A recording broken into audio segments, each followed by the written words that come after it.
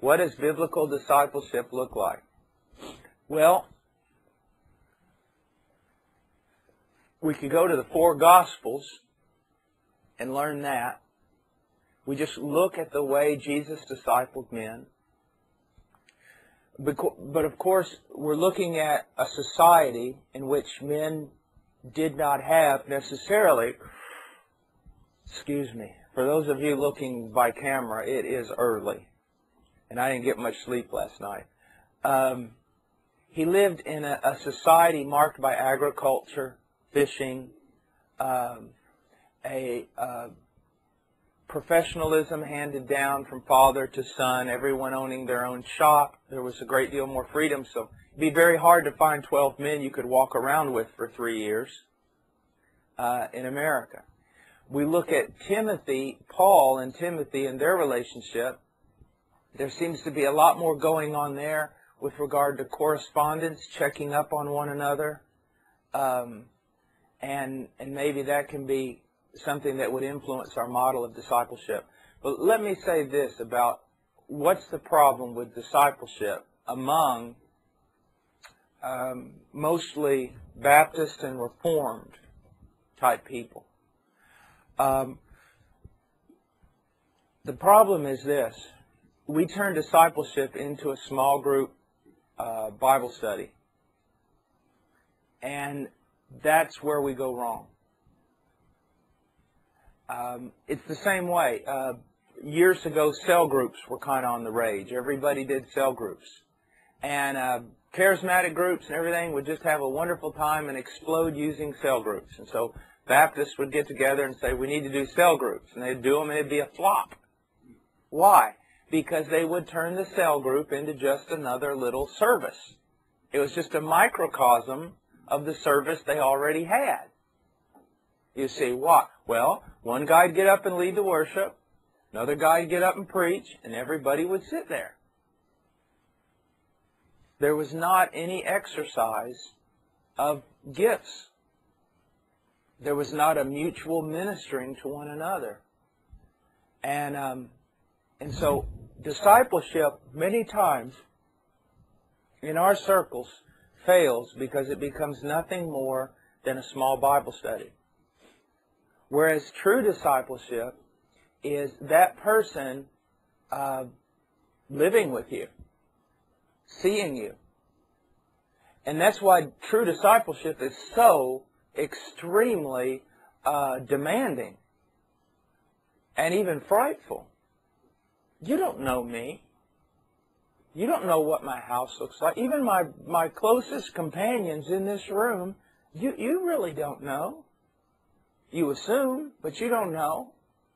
You come live in my house for a month and a half, 2 months. Now that is not an invitation. I don't want anybody at my house. But you come live in my house and then you'll see. You see, someone can teach on marriage. And that's good. We need to teach, but it's a whole different thing. See if those principles are lived out. You see. And that's the big part of discipleship that's missing. And part of it is our fault because we just turn everything into a structured Bible study. But the other part is in a sense, the fault of the world we live in. It is so very hard. So very hard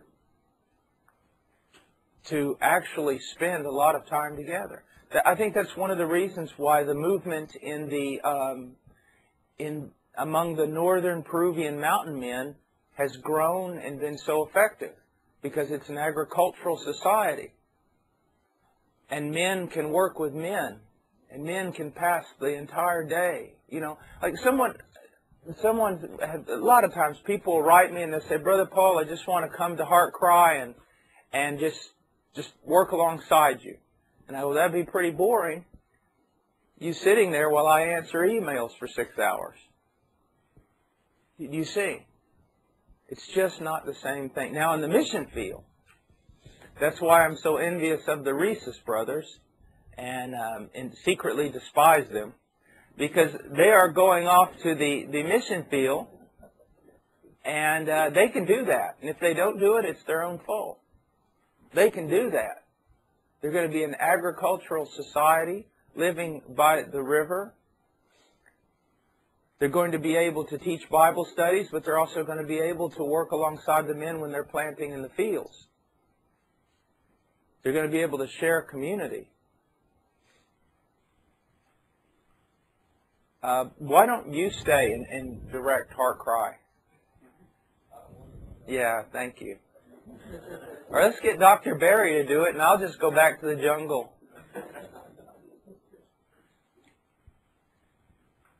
But you see, one of the things that I truly believe, and you have to be careful in this, there's a lot of good about culture and society and structures, but I do believe that a great part of our life, you see, when you talk about godliness, you talk about, I want you to think about this. When you talk about being godly and being biblical, you're thinking about doing that in a context that you don't question. See, I want to be biblical in the American context.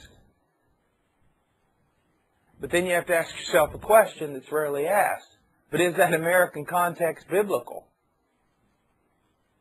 And the answer is no.